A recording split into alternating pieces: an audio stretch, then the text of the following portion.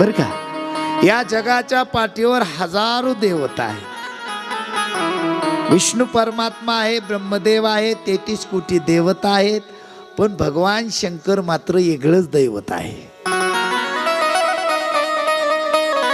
भोलेनाथाचा जर विचार केला तर दादानो, भोलेनाथ हे भोळे देव आहेत. देवामध्ये देव अनेक आहेत, पण सगळ्या देवामधला सार रूपी देव म्हणलं तर भगवान महादेव आहेत. म्हणून त्या भोलेनाथाचं चरित्र आपल्याला आजपासून 7 दिवस श्रवण करायचे.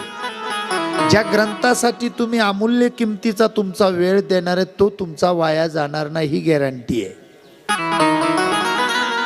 अमूल्य किमतीचं तुमचं हे 3.5 हाताची इमारत 3 घंट्यासाठी तुम्ही या मंदिरात बसवणार आहेत.